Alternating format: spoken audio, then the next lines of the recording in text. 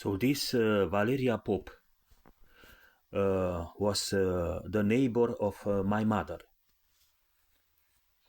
and she is a retired professor, a respected retired professor, and my mother used to go to the retirees party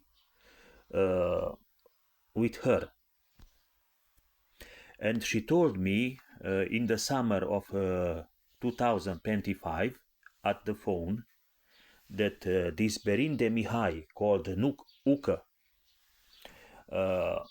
is nothing but an informant, a simple informant, informator,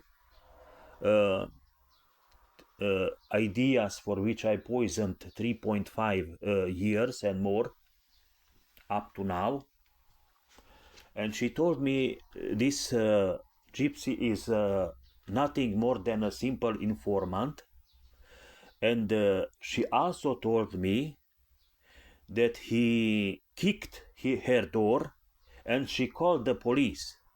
And she wasn't satisfied with what the police achieved.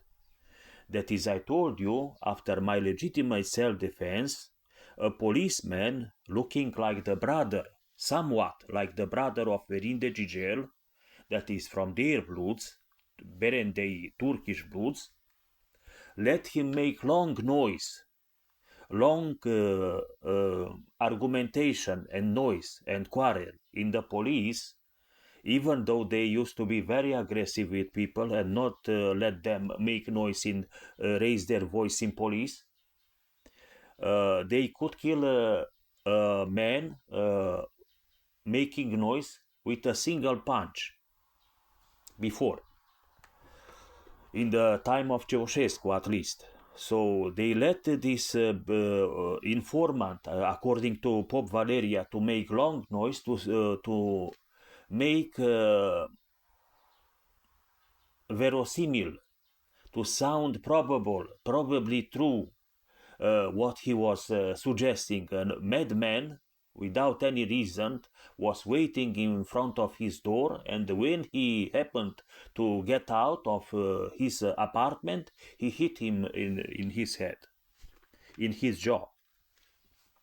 According to the Turkish traitor blood Irina Tatar, in his throat, which is false. So this gypsy threatened my mother on the street. When I was poisoned for legitimate self-defense in the Turkish blood county of Romania, Bihor, his brother imprisoned for murder, for real murder, not for false attempt, legitimate self-defense, for real murder, and prison was released by some politics, maybe by the politics of the Mineriad party or our party. So imagine that his half-brother imprisoned for murder released before the term threatened my mother on the street. He told her, I killed men and I will kill you too. And my mother, I found in the folders of my mother a complaint written and solved at police about this.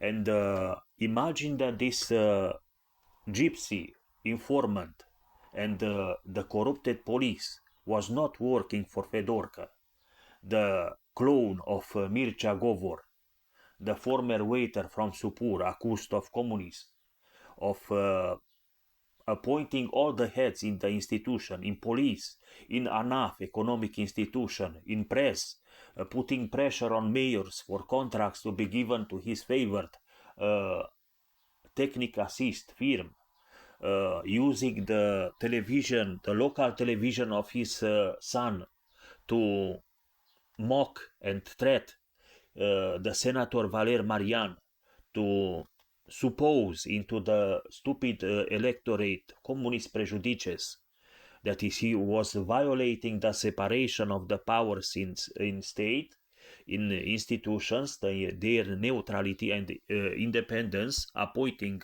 their heads, and then he was suggesting communist prejudices into the stupid electoral public. I made him senator, I gave him money, and now he bite my family. Undermining the rule of law, appointing people to close their eyes for terrorism and treason and the violation of the constitution, the fundamental law and regime, identity of the country, end of the European Union too, the violation of the core democratic values, of the politico-geographic identity of the country. And imagine he was not working and forming for the Mineriad party, because my mother seen him working in elections for the town hall, where Fedorka was mayor, and she is still mayor.